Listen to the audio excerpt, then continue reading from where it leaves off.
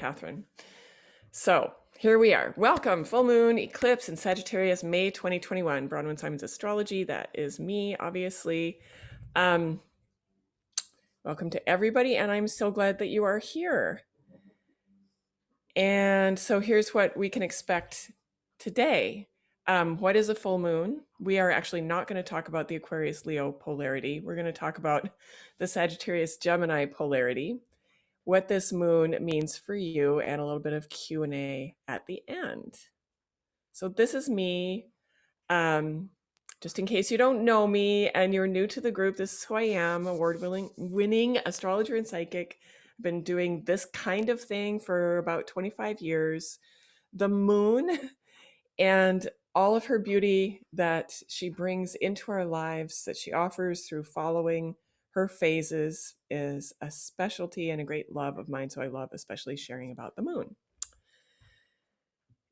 And actually, I think at that point, I want to, before I forget, Catherine, if I can get you to fill in the booking link inside the Facebook comments so people have that as we go. I do have a few slots, thank you, left in June. It's eclipse season, guys, and it's such a good time to check in. If you only see an astrologer once or twice a year, to see somebody during eclipse season can be really, really helpful because we're all facing turning points. So Catherine's going to fill the booking link into the comments. So if you guys want to come and see me, I would love to see you in the consultation space. So here we are. What is a full moon? This is any full moon, not just an eclipse moon. So astrologically speaking, and astronomically, a full moon is an opposition.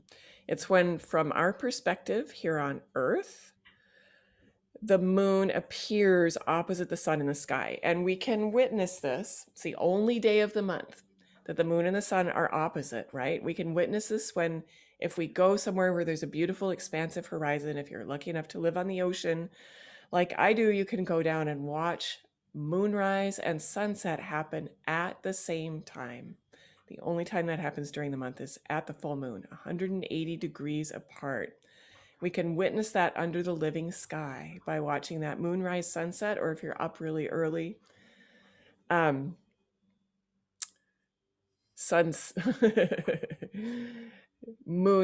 sunrise, and the dawn, and we see that opposition. So that's what it is astrologically, astronomically. So what is it developmentally, psychologically, spiritually? It's an illumination. So think of our two luminaries. They're sitting across from each other in the sky. If these were two leaders in a circle and they were sitting across the circle from each other, imagine yourself in that position.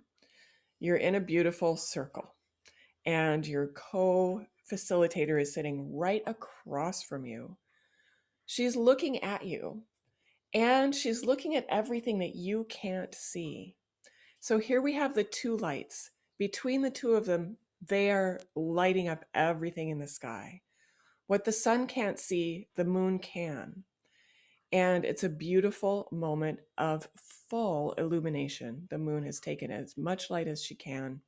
She's sitting opposite the sun. Together, they're illuminating and taking in the entire 360 degrees.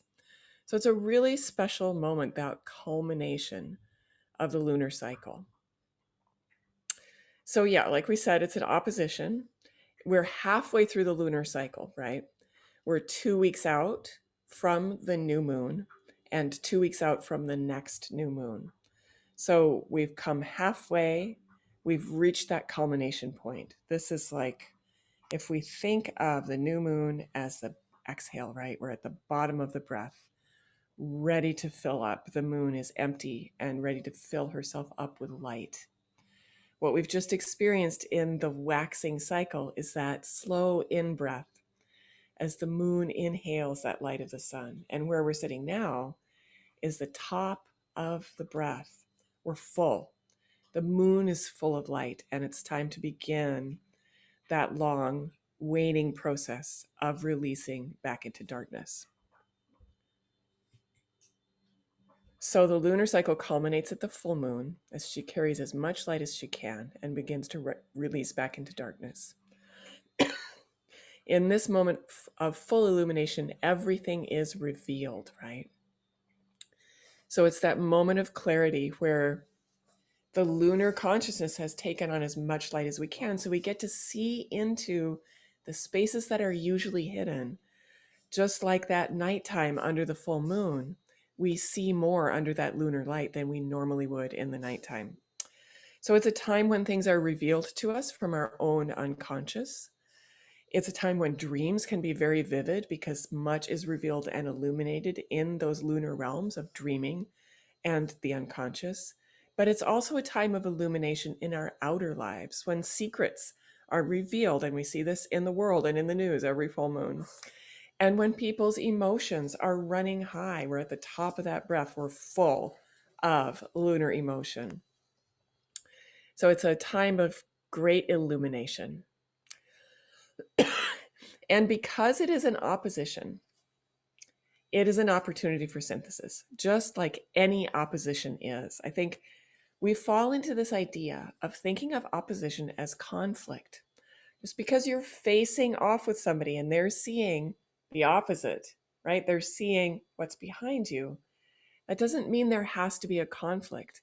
In fact, the developmental call of any opposition is towards synthesis. What can the two views create together that is greater than the sum of the parts? The moon has that full perspective from her opposition with the sun, and the sun is seeing everything that the moon can't. So we think about this in ourselves internally in terms of our own charts. The sun, our shining selves, our aspirations, our highest self. The moon, our deep feeling heart, our rootedness in emotional and psychological stability and reality. And this is that time of the month, like psychologically, when we have the opportunity for these two parts of ourselves to work in harmony and come to new realizations, because in that fullness, they can achieve synthesis. And we can track what kind of development that is by looking at the signs that they're sitting in. So the sun and the moon are in opposite signs, obviously, during a full moon. So we have the opportunity within that to embrace balance and resolve the issues, to resolve the opposition that is set up, the developmental question that is set up by those two signs that the sun and the moon are sitting in. In this case, Gemini, Sagittarius. So sun, Gemini, moon, Sagittarius. So this is our full moon transformation. This is our inner transformation, each full moon. Each full moon is an opportunity for growth along a different axis, right? A different inner balance seeking part of yourself. And if you think about it, it's really stunning, the elegance of this system for personal development and growth, because we get to work along a different axis in a different way every month of the year. And then the next year we get to do it all over again. And so we go through this beautiful path of spiral growth with a new developmental challenge every month, depending on the sign that the full moon is in. So here we sit today on the Gemini Sagittarius axis. So over here is the sun in Gemini, and over here opposite her is the moon in Sagittarius. They're at 5 degrees, or they will be when the moon reaches fullness around 3:30, 4 o'clock Pacific time this morning. The morning coming up, next Wednesday morning, tomorrow. So this axis I call the axis of wisdom, because we are synthesizing the intelligence of Gemini, right? The research, the all the tabs open Gemini mind. We are synthesizing that with the expansive, non-specific wisdom of Sagittarius. So information without wisdom has no substance and is of no use to us. But wisdom without the informational foundation, we can lose ourselves in that. So these two signs really need each other. The expansive wisdom of Sagittarius needs sometimes to ground itself in the specificity and the research of Gemini. And the discerning mind and research capacities of Gemini, with the information gatherer of Gemini, right, needs to expand herself with that holistic wisdom of Sagittarius. So we get to think about those aspects of ourselves every time we find a full moon along this axis, whether it's now or in December, right? We'll have a Gemini full moon in December. We get to play on this axis and we get to personally consider, how is my internal balance between my intelligence and information gathering and my expansive wisdom and faith? And which side of this axis do I need to lean into a little bit more in order to come to a synthesis or balance? And that's what it is to become wise. So here we have an added really magical layer. And this is the eclipse. So before we talk about that Gemini Sag element of the eclipse, let's just talk about what an eclipse is. So twice a year, we have an eclipse season, right? And this happens when the moon and sun come close to the lunar nodes. It's actually when the sun approaches the lunar nodes, right? And then when the moon either comes to meet the sun at the new moon or comes to oppose the sun on the full moon, she'll be on the opposite node.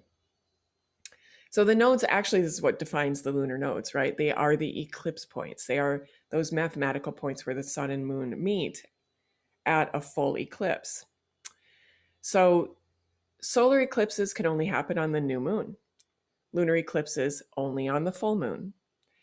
And if we think about this very simplistically on a developmental level, solar eclipses will mirror the outer changes that we are perceiving and experiencing in life, and the lunar eclipses will mirror those inner, deep, psychological and emotional changes. And remember that when we go through eclipse season, we're talking about a pair at least of eclipses, sometimes 3, even in rare cases, sometimes 4 eclipses when the sun is dancing on the nodes twice a year. So we always have these eclipses working together. And we have that balance of inner outer as we move from solar to lunar or lunar to solar. And we go through a transformation, right? We go through a transformation every full moon, but when it's an eclipse moon, it's an even more significant transformation. The eclipses open up those energetic portals that the nodes represent, and they bring change into our lives. So what are the lunar nodes? Well, we've just said they are mathematical points, right? We know they're not bodies out there floating in space. They're mathematical points that chart the meeting points of the sun and moon. And they do move through the charts. And some astrologies, Vedic astrology among them, treat the nodes as planets. So even though they're not physical bodies, in some ways they're more powerful in our psyches and in our development and in the charts even than the physical bodies that we find in the chart. So they're portals. They're portals of contact with the energetic realms. Things enter our embodied manifest realm through the north node. The north node is the manifesting node. Things are released into the energetic realms out of our manifest realm through the south node. So the south node is the releasing node. If we think of these nodes as one body, and if we think of them as entry point and exit point from a continuous realm, right? Our own manifest embodied realm is contiguous with the energetic invisible realms. The nodes in the chart represent those places where we go in and out. So they complete the circle, right? When something goes into the south node, it's not lost.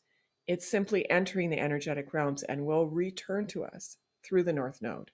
So it makes a complete cycle. So when we're talking about eclipses, we want to know where the luminaries are sitting, because that tells us, is this a releasing eclipse or a manifesting eclipse.